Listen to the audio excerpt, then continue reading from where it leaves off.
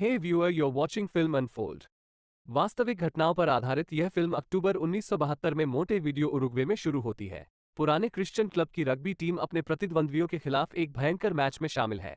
युवा खिलाड़ियों में से एक रॉबर्टो रग्बी बॉल को पकड़ता है और कप्तान और वरिष्ठ खिलाड़ियों की अनदेखी करते हुए दृढ़ संकल्प के साथ दौड़ता है, जिसके परिणामस्वरूप उसे विरोधी टीम द्वारा टैकल किया जाता है और वे मैच हार जाते हैं।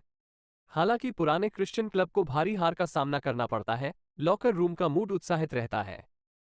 खिलाड़ी उत्सुकता से चिली में होने वाले मैच की प्रतीक्षा कर रहे हैं, विदेशी यात्रा को एक रोमांचक साहसिक कार्य के रूप में देख रहे हैं। अगले दृश्य में विमान बिना किसी समस्या के उरुग्वे से रवाना होता है, जिसमें 5 चालक दल के सदस्यों सहित 45 यात्री होते हैं। पुराने क्रिश्चियन क्लब की रग्बी टीम के 19 खिलाड़ी और शेष परिवार और मित्र होते हैं। यात्रियों में Numa, Roberto, Nando, Gustavo, Daniel, Fernandez सेंट, डिएगो, स्टॉर्म, एनरिक, प्लेटेरो, अडालो, एफटीओ सेंट और एडुआर्डो सेंट शामिल होते हैं।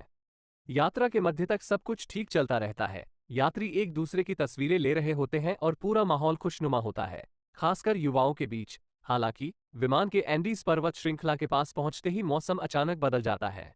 खिलाड़ियों में से एक समझाता है कि गर्म अर्जेंटीना की हवाएं ठंडी पहाड़ी हवा से टकराती हैं, जिससे एक चूषण प्रभाव पैदा होता है और इस तरह हल्का अशांति होती है। ऊंचे पहाड़ों से बचने के लिए उड़ान पथ को मोड़ना पड़ता है। 2 चोटियों के बीच अपेक्षाकृत खुले रास्ते से यात्रा करने का लक्ष्य होता है। हालांकि यहीं पर चीजें बुरी तरह गलत हो जाती हैं। पायलट तूफानी हवाओं के बीच विमान को धकेलने की पूरी कोशिश करते हैं, जबकि हर कोई कसकर चिपका रहता है और अपने सामान को गलियारे में गिरते हुए देखता है। लेकिन अगले ही पल विमान नियंत्रण से बाहर हो जाता है और एंडीज में दुर्घटनाग्रस्त हो जाता है, जो आधे में टूट जाता है। एक खिलाड़ी पूंछ वाले हिस्से के साथ बह जाता है। 12 यात्री दुर्घटना में मारे गए। बचे लोगों को बचाव के लिए एक लंबी और कठिन प्रतीक्षा का सामना करना पड़ा। विमान दुर्घटना में पायलट की कुछ ही मिनटों में दुखद मौत हो गई और सभी उपकरण क्षतिग्रस्त हो गए। बचे हुए लोग बाहरी दुनिया से पूरी तरह से कट गए। कुछ लोग पायलट के रेडियो का उपयोग करने का प्रयास करते हैं, लेकिन पहली रात को मशीन में बिजली नहीं थी।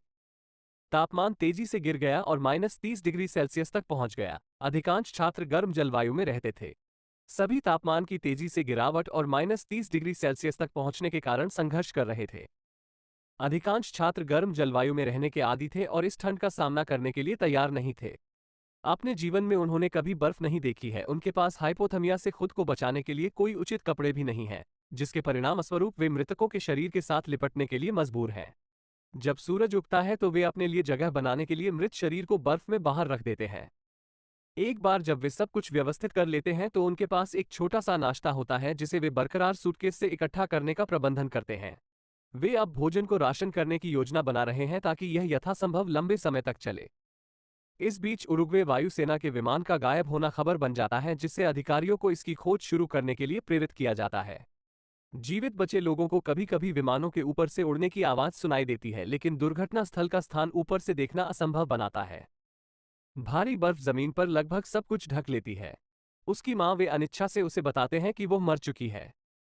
ये समाचार उसे तबाह कर देता है, लेकिन उसके पास इस बीच ठीक से रोने की भी ऊर्जा नहीं है। बाकी दोस्त क्रॉस साइन पर काम कर रहे हैं। वे एक और विमान सुनते हैं, लेकिन ये बहुत दूर है। ये दर्शाता है कि जीवित रहने की उनकी खोज के दौरान खोज एक अलग क्षेत्र में हो रही है। नूमा और 3 अन्य दोस्त पहाड़ के दूसरी तरफ विमान की पूंछ का पता लगाने का प्रयास करते हैं। वे बेन और श्री एको को खोजने की कोशिश कर रहे हैं। उनका मानना है कि कुछ बैटरी है जो उन्हें बिजली उत्पन्न करने में मदद कर सकती है। समूह तब विमान की सीटों से टूटे हुए दर्पण और चमड़े का उपयोग करके चश्मा बनाता है और अपने अभियान पर निकल जाता है। लेकिन जब वे पहाड़ के आधे रास्ते तक पहुंचते हैं तो समूह में धीरे धीरे भोजन समाप्त हो जाता है और आसपास कोई जानवर या पौधे नहीं होते। वे एक चट्टान से काई खाने की कोशिश करते हैं, लेकिन इसका स्वाद बहुत बुरा होता है। हताश नांडो कहता है कि यदि उसे ऐसा करना पड़े तो वो शवों को खाने के लिए तैयार है, जिससे समूह के सदस्यों के बीच बहस छिड़ जाती है। कुछ लोगों का मानना है कि यह एक अच्छा विचार है, क्योंकि उनकी अपनी त्वचा छिलने लगी है और संक्रमण और कुपोषण के कारण उनका मूत्र काला हो गया है। लेकिन अन्य लोगों का मानना है कि नरभक्षण एक पाप है और उन्हें उस रास्ते पर जाने के बारे में सोचना भी नहीं चाहिए। अंत में वे अन्य साधन खोजने का निर्णय लेते हैं। खुद को जीवित रखने के लिए खुद को खिलाने के लिए 8वें दिन दुखद रूप से नांडो की बहन भूख और चोटों के कारण मर जाती है। इससे वो पूरी तरह से तबाह हो जाता है, क्योंकि अब वो अपनी मां और बहन दोनों को खो चुका है। जैसे जैसे दिन बीतते हैं, बचे हुए लोग बर्फ के तूफान की चपेट में आते हैं। जिससे उन्हें सादे मलबे के अंदर आश्रय लेना पड़ता है। दिन ब दिन वे भूख से ग्रस्त होते जाते हैं। परिणामस्वरूप वे अंततः अपनी हताशा के आगे झुक जाते हैं और मानव मांस खाने का फैसला करते हैं। स्ट्राल चचेरे भाई स्थिति को यथासंभव सम्मानपूर्वक संभालने की पहल करते हैं। वे पहचान गुप्त रखते हुए शवों से मांस काटते हैं। वे कुछ मांस को अधिक खाने योग्य बनाने के लिए सूर्य के नीचे सुखाते भी हैं। एक दिन समूह को एक नया सूटकेस मिलता है और उसके अंदर एक रेडियो मिलता है। वे किसी तरह इसे चालू करने में कामयाब रहते हैं, उम्मीद करते हुए कि बचाव अभियान की खबर मिलेगी। हालांकि उनकी उम्मीदें तब धराशायी हो जाती हैं। वे सभी बाधाओं के बावजूद किसी तरह भयंकर तूफान का सामना करते हैं और जीवित बाहर निकलने में कामयाब होते हैं। एक दिन समूह को कई दिनों तक तूफान का सामना करना पड़ता है, जो उन्हें विमान के अंदर शरण लेने के लिए मजबूर करता है। वहां वे अपना अधिकांश समय मनोबल बढ़ाने के लिए कहानियां साझा करने में बिताते हैं। अचानक एक हिमस्खलन होता है और विमान जमीन के नीचे गहराई में दफन हो जाता है। बचे हुए लोग तुरंत कार्रवाई में आते हैं और अपने दोस्तों को बचाने के लिए बर्फ के माध्यम से खुदाई शुरू करते हैं। वे बर्फ को तेजी से पिघलाने के लिए अपने मूत्र का भी उपयोग करते हैं। बहुत प्रयास के बाद वे कुछ दोस्तों को बचाने में कामयाब रहते हैं, लेकिन दुख की बात है कि पहले से ही अधिक खो गए थे। एक दिन समूह ने विमान के अंदर ढेर किए गए मृत शरीरों को हटा दिया। वे अभी भी अपने मृत दोस्तों को खा रहे हैं, क्योंकि इस बिंदु पर अन्य सभी भोजन स्रोत समाप्त हो गए हैं। केवल एक जिसने नरभक्षण का सहारा नहीं लिया है वो है नूमा, लेकिन वो बहुत कमजोर होने लगा। बीमार मेडिकल छात्रों ने मदद करने की पूरी कोशिश की, लेकिन कोको नाम के एक व्यक्ति की जल्द ही मृत्यु हो गई। बाद में बचे लोगों को उसका एक पत्र मिलता है और वे उसे सुरक्षित रख लेते हैं। पत्र में कोको ने अपने भयावह अनुभव और उस स्थान की सुंदरता के बारे में लिखा है। उस दिन रात में 4 आदमी रॉबर्टो, नांडो, टिंटिन और नूमा दुर्घटना स्थल से पूर्व की ओर निकल पड़े। उनकी आशा है कि वे एंडी पर्वत श्रृंखलाओं को पार कर अंततः चिली पहुंचेंगे। हालांकि नूमा को मजबूरन यात्रा छोड़नी पड़ी। संभव है कि वे तैयार हों और अपने बाल संवारें, क्योंकि उन्हें पता है कि उनके चेहरे जल्द ही दुनिया भर के अखबारों की सुर्खियों में आएंगे। अंततः बचाव हेलीकॉप्टर क्षितिज पर दिखाई देते हैं, जिससे अधिकांश लोग रोने लगते हैं।